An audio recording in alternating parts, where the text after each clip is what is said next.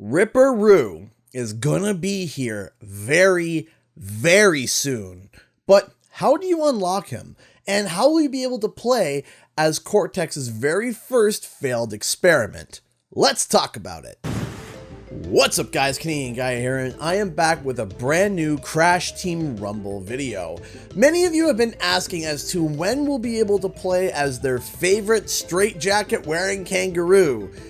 Not that there's that many of them, to be honest. Well, before we get to when we can play Ripperoo, let's go over what his moves will actually be. After reading the Toys for Bob blog, watching all the footage that is currently available, and more, I was able to compile Ripperoo's moves and show them to you in an actual presentable manner. Like every character, Ripperoo has a jump and a double jump, but Ripperoo apparently can jump higher than any other hero in the game, which leads us to our next wacky move, Bounce.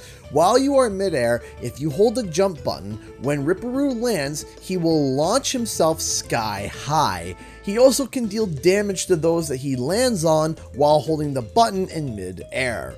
Ripperoo also has access to a kick, which allows him to knock enemies back. Ripperoo also has a bowling bomb that is quite dangerous. It gives him a moderate speed boost and allows him to chase his enemies around. He can reactivate the bomb to kick it a far distance to hit enemies. Lastly, Ripperoo has access to a cannon launch, which allows him to launch himself recklessly around the map, and it can hit enemies too.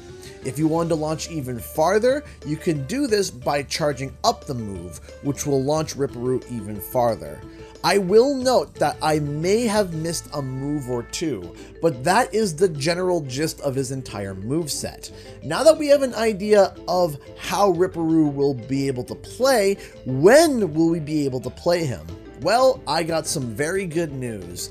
Ripperoo will officially be joining the Rumble through early access on July 6th, 2023, and have a full release on July 20th. Now, some of you might have scrunched your face in confusion and be like, what does early access mean? How do I get early access? Well, Paul Yan goes on to explain that new content, like heroes and powers, will release in 2 phases: early access and full release. Between July 6th and July 10th, players that complete the Ripperoo missions will actually unlock Ripperoo.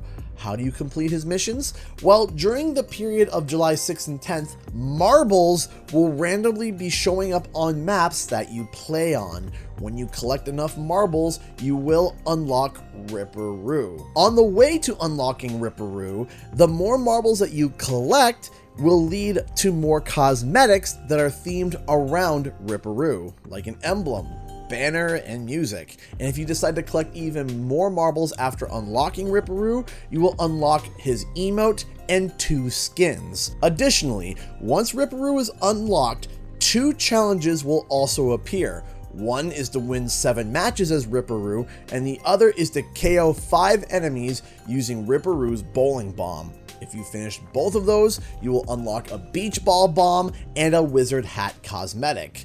But what exactly happens after July 10th? Well, Ripperoo's marbles are literally lost. If you unlocked him during that weekend event, you will have him unlocked permanently. But if you missed the event or didn't collect enough marbles in time to unlock him, then you will have to wait until July 20th, where he will open for a full release for everyone.